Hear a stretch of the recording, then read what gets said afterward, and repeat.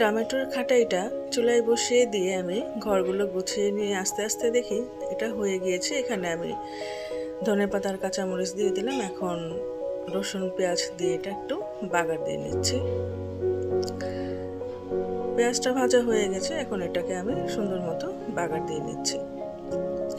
এরপর আমি আরেকটা তরকারি রান্না করব মাছের মাথা দিয়ে আমি ফুলকপি সিম আলু দিয়ে একটা তরকারি রান্না করব। এর জন্য মশলা কষিয়ে নিচ্ছি। মশলা ভালোভাবে কষানো হলে আমি এখানে আগে মাছগুলো দিয়ে একটু কষিয়ে নেব। সচরাচর আমি যে সব মশলা ব্যবহার করি আপনারা সবাই জানেন, যারা আমার ভিডিও আগেও দেখেছেন, সেই সব মশলা দিয়ে আমি এটাকে কষিয়ে নিলাম। নতুন কোনো কিছু এখানে আমি ব্যবহার করি না। একটু ঢেকে দিচ্ছি। হয়ে গিয়েছে আমার মাছের কষানো। এটাকে উঠিয়ে নিয়ে এখন আমি এখানে সবজি দিয়ে দিচ্ছি। সবজিগুলো দিয়ে ভালোভাবে একটু কষিয়ে নেব। নেড়ে চেড়ে দিচ্ছি। ফুলকপি ভেজে রেখেছিলাম সেটাই দিয়ে দিলাম। এখন মাছ দিয়ে দিলাম। এটাকে একটু গরম পানি দিয়ে নিলাম। ভালোভাবে এটাকে রান্নাটা শেষ করে নেব। আসসালামু আলাইকুম, কেমন আছেন সবাই? আশা করি ভালো আছেন, সুস্থ আছেন। আমিও আল্লাহর রহমতে ভালো আছি, সুস্থ আছি। এটাকে ঢাকা দিয়ে নিলাম। হয়ে গিয়েছে আমার এই তরকারিটা। ভিডিওটা দেখতে দেখতে যারা এই পর্যায়ে এসেছেন তারা একটা লাইক করে দেবেন, সাবস্ক্রাইব করে নেবেন। আর যারা করে দিয়েছেন তাদেরকে অসংখ্য ধন্যবাদ। এখন আরেকটা তরকারি আমি এখানে রান্না করব। এটা রান্না করব আমি সিম আলু দিয়ে খলসা মাছ। ওই যে স্বাভাবিক নিয়মে আমি যেসব মশলা ব্যবহার করি, মানে হলুদ মরিচের গুঁড়া, ধনিয়া, রাঁধুনির গুঁড়া দিয়ে মশলাটাকে ভালোভাবে কষিয়ে নিয়ে এখানে আমি এখন দিয়ে দিব তরকারিগুলো, মানে সিম আর আলু দিয়ে নেব।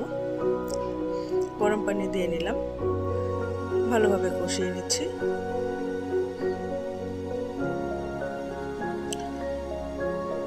এখন আমি এখানে সবজিগুলো দিয়ে নিচ্ছি, ভালোভাবে কষিয়ে নেব।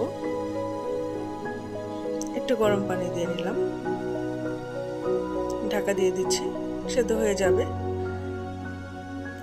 সেদ্ধ হয়ে গিয়েছে, এখন আমি এখানে মাছগুলো দিয়ে নেব।